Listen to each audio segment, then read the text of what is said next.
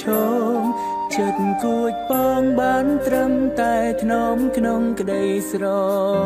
មៃតើខ្ញុំគួរតែធ្វើយ៉ាងណាមានឱកាសបានក្បែរជីវាជាគូកបស្រីឬខ្ញុំគ្មានសំណាងបានត្រឹមតែលួចមើលស្រីគយគុណបងភាំងស្រងចរណៃក៏មានក្តីសុខ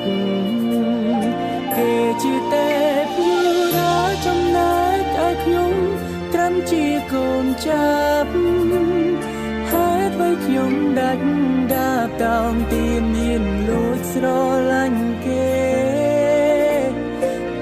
ជាកូនមន្ត្រីចំណែកឲ្យខ្ញុំរៀបសាមញ្ញទេហើយអ្វីស្នេហ៍គេ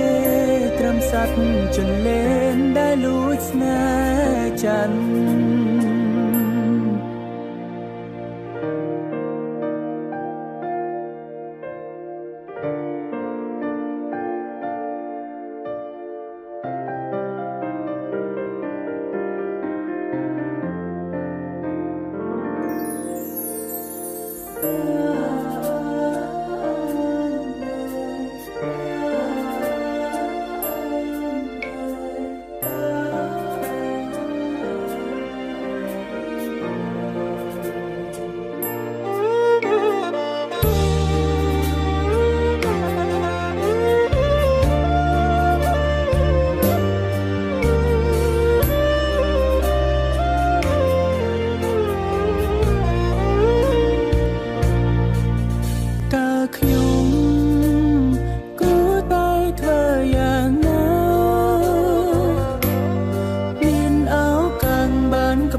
ជីវាជាគូកបស្រីឬខ្ញុំគ្មានសំណាងបានត្រឹមតែលួចមើលស្រីគយគុណបងភាំងស្រងចរណៃក៏មានក្តីសុខ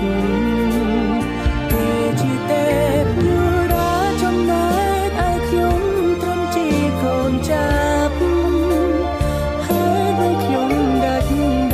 តោងទានមានលួចស្រឡាញ់គេជាកូនមន្ត្រីចំណែកឲ្យខ្ញុំរៀបសាមញ្ញទេហើយអ្វីស្នេហ៍គេត្រឹមសត្វចន្លេនដែលលួចស្នេហ៍ច័ន្ទ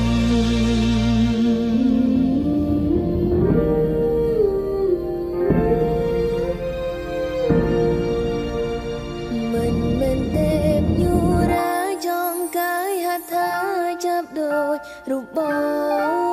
ងផ្អែកស្មើនួនល្អអូនមានសេចក្តីសុខលែងទេទោះជាកូនមន្ត្រីក៏កើតមកជាមនុស្សដូចគ្នាដែរសូមចិត្តនេះមេសូមបានទាំងក្បែរចាំបនទីរៀននឹងកូនមន្ត្រីសូមជាប់និស្ស័យស្នេហ៍គ្រប់ជី